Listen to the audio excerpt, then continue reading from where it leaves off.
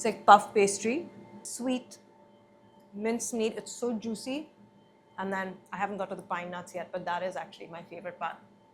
This hidden pastry shop with handmade pies is one spot in Abu Dhabi that barely anyone knows about.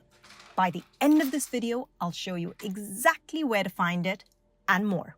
I just found this random chair lying around in the neighborhood, so I made myself comfy because we are gonna do part 2 of our food and street art tour in Abu Dhabi. This was something that we designed for the Public Art Abu Dhabi Biennial, and I am here to show you 3 more food places to hit up as well as some more art.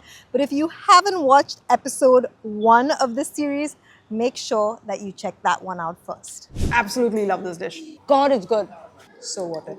Can you hear the crunch? That's how it should be. We are back in the neighborhood of Madinat Zaid. This is one of those old school neighborhoods, 5-story buildings, all of your butchers, your bakers, your tailors. This is the place where people come to hang out, people come to shop.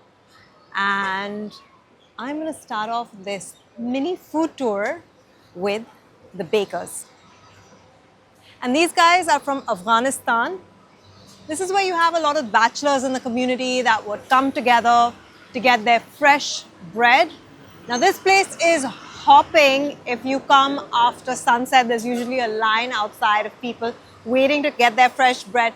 Thankfully, at this time, they do not have a long queue.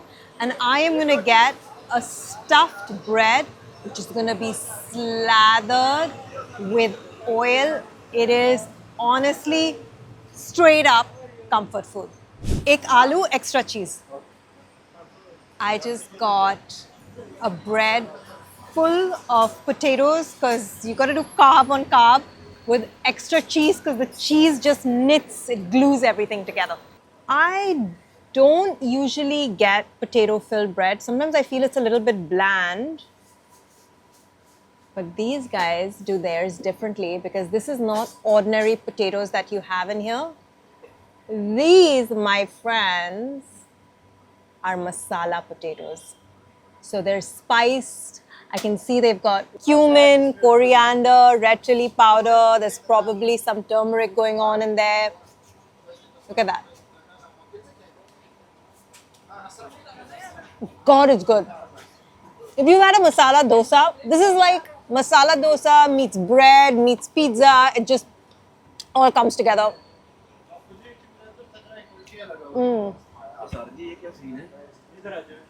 Hello, हमारे बहुत अच्छा है. The guy is looking at me so suspiciously. He's like, why is this woman giving me free food? What, do I look suspicious? If someone offered me free food, I mean, एक taste कर लो. बहुत अच्छा है, taste करो. आप कभी खाएं यहाँ से आलू चीज? आओ, try करो. मैं अलग से हाथ से ली हूँ. ये touch भी नहीं करी हूँ. ले लो दो अच्छा बड़ा पीस. अरे मैं नहीं खा सकती हूँ पूरा. अब भी 2 जगह से खा के आई हूँ. I told him I've been eating, which I have been. Look at that. The joy in feeding people. That is what I live for.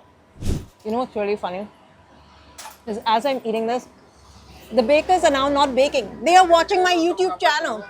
Guys, if you enjoy this video, make sure that you hit that like button and you hit subscribe because that is exactly what I'm going to make these bakers do. Like marna mere video pe. Like or subscribe. Share, हाँ सब अफगानिस्तान में हाँ very good. हाँ आपका YouTube, he has a YouTube channel too. कौन सा आपका YouTube channel? He has a YouTube channel too. कौन सा है आपका YouTube channel? He's got a sports YouTube channel. That's so cool. This is it. Like YouTube is the democratic platform. That's awesome. What I love about this neighborhood is you're just walking and then suddenly randomly splashed on a wall will be some artwork. This one predates the Public Art Abu Dhabi Biennial. This is of children in Abu Dhabi. Essentially, Kids of Abu Dhabi is the name of the artwork. And this is done by an artist from Lithuania, Ernest Zakharovic. He's done this artwork. He lives in Malaysia now, I believe. And I love just love that they've got these random little pieces of art just splashed around a neighborhood that you would least expect. There is a collection of striking public art pieces that was timed around the same time when the Public Art Abu Dhabi Biennial was launched. But I'm not going to show it to you for two reasons. One is we don't have permissions from the municipality that is behind it, so I don't want to get into any trouble. But the second is if you want to find it, you either walk all around the neighborhood and look for those 12 to 13 pieces that are all just snuck into one area, or you join the tour and we'll show you. I'm going to cross this. I'm going to hopefully cross the street when this whole truck is gone. There we go. All right, I'm going to cross the street now after the second truck is gone. Any more trucks? All right, I am really going to cross the street right now and take you to a stop that people don't typically expect on this tour. We are going to hit up the oldest Chinese restaurant in the neighborhood, maybe in all of Abu Dhabi, I'm not sure. It's been around since the year 2000. And like I said, it always surprises people. Why are we featuring Chinese in the middle of this tour? It is because they've been around for so long. They are a haven for the Chinese community. You have a lot of Chinese families and groups that come here because this is authentic Chinese. It's not American Chinese, it's not Indian Chinese. It is the unadulterated, real deal stuff. Everything from abalone to edible birds' nests, which I am not going to do either of those two dishes today. I'm going to show you exactly what we get on the tour. This dish has one of the most boring names that you can imagine. It's called boiled beef. That's literally what the menu says, is boiled beef, but it is so much more complex than that. This is a traditional dish from the Sichuan province, which means it is going to be deadly spicy. So it's boiled beef in a ma la broth, which means it's numbing and spicy. So the numbing part is because of the Sichuan peppercorns, which numbs out your nerve endings. And the la, which is spicy, is because of these deadly red chilies up here. Personally, I don't think this broth at Beijing is off the chart spicy. But if you really were feeling dangerous, then they have extra mala, almost like a chili crisp, and then you mix that in with your rice and with the beef. I'm gonna just serve myself. What I love about this dish is every bite gives you a different flavor. I mean, sometimes you just get the mild sprouts, and then suddenly you'll get that lemony, it's almost like a lemony flavor, the flavor of a Sichuan peppercorn, because it is from the citrus family. And then you'll get that heat of the chili just whacking you from behind, just when you don't expect it. Absolutely love this dish. I do feel like it needs a renaming though. Boiled beef does not do this dish justice. So I was really surprised to learn from one of the guides who's doing this tour that her son has to learn in school, has to learn English, Arabic, obviously, and Chinese. So that's the new initiative for a lot of the public schools here, is that the UAE has introduced Chinese as one of the core languages in their program. So Chinese culture is getting more and more integrated into the UAE. Isn't that incredible? When you look outside, from outside the restaurant, it's like nothing to look at. Honestly, you'd look at it and you would just pass it by and be like, I'm not even gonna bother entering. Enter. Get the boiled beef. So worth it. Bye. Thank you, Fatima. I'll see you again. Bye. All right, we have one stop left, and that is the one I teased you about right at the start. Follow me, and I'll show you exactly where it is. I'm walking down right now to one of the art installations from the Public Art Abu Dhabi Biennial. It's by an Emirati artist. She is the first Emirati jewelry artist, incidentally, though this piece has nothing to do with jewelry. It has to do more with this idea of layering tranquility, serenity into a really busy, bustling area. Her name is Azza Al-Qubaisi, and she's brought a little piece of peace, no pun intended, into the busy shopping area of this neighborhood right by the Madinat Zayed shopping center. Usually if you come here in the evening, there's cars, there's traffic, there's people, there's so much happening. But she's managed to create this little corner where you can just sit down and meditate. She's captured the dunes, she's captured nature into the most unexpected part of the neighborhood. This has got real grass in it. So ideally, the whole point of these little pods is you should sit down and just meditate and peace out in the middle of this crazy neighborhood. And now I'm going to take you through this alley to a very unassuming little shop.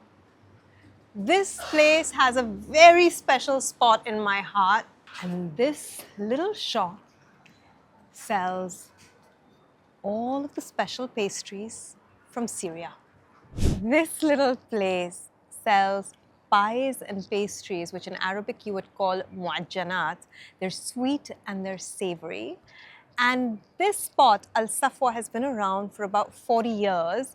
Not in this location, they were in another location before and they moved here a couple of years ago.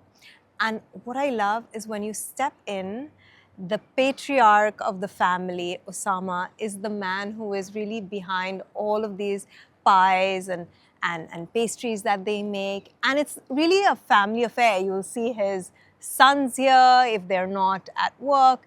And it's just got the most home-style vibe. Everything here is done, rolled and baked by hand.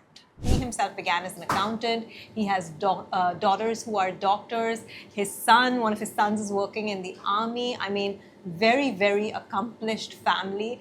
And you can see that in his attention to detail as a baker.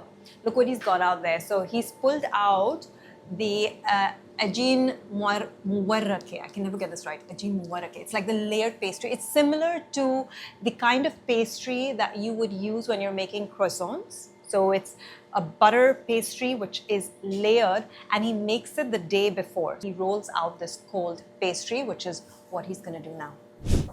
So he rolls out that dough that he's made the day before, and then he's going to pinch it. He's going to pinch it just around the edges, which gives it that unique braided shape on the outside. And then it gets put in this very well buttered tray. Now this very fine mixture, it almost looks like tartar, but it's not. It's minced meat with pomegranate molasses. The final touch are the pine nuts right in the center. That is a traditional Ish al-Bulbul, which is the nest of the nightingale. And there we go. So 30 to 40 minutes later, it is out of the oven. All of his handcrafted bird's nests. من كم سنوات تسوي هذا هالشغل؟ يعني now أنت. I am here in this Madinat Zayed from 94. From 1994. 99. Wow. ممكن أجرب واحد؟ تفضل. مشكور. Sweet minced meat, it's so juicy. And then I haven't got to the pine nuts yet, but that is actually my favorite part. And God forbid you heat this in the microwave. Honestly, this has to be heated in a toaster oven. When you come here, people just buy this in bulk and they take it home and they eat it. But when I come, I just ask him to pop it into his oven again so that you hear the crunch. That's how it should be. You put it in the microwave, all the layers are going to steam together. You see those layers? This is called expert craftsmanship. When you see all of these crunchy layers, you know, you can buy store-bought puff pastry and do this, but he is making each one of these by hand. It's hard to make this, it's hard. I was just asking Osama, I tried WhatsApping you, you're not on WhatsApp, why? And he told me as a baker, WhatsApp really annoys him because people will be messaging him and expecting instant answers, like they want XYZ with less salt, or they want this with a little bit extra this. And every time he leaves his dough and goes to answer a message, what happens is that dough essentially becomes useless because he's working with a layered high butter content pastry, and if you leave that dough lying around, you can't go back and roll it into those gorgeous layers. So he decided to do the right thing for this shop, which is ditch WhatsApp and focus on his pastries. From Afghani potato stuffed bread to Chinese spicy Sichuan boiled beef to these Syrian pastries filled with meat and pomegranate molasses and pine nuts. This neighborhood is really just full of surprises tucked into every nook and cranny, and I know for a fact that there is more to discover. So I hope that you are gonna take notes from this video, come to this neighborhood, explore it on your own, and when you do, you know how to roll. Forks down, sleeves up.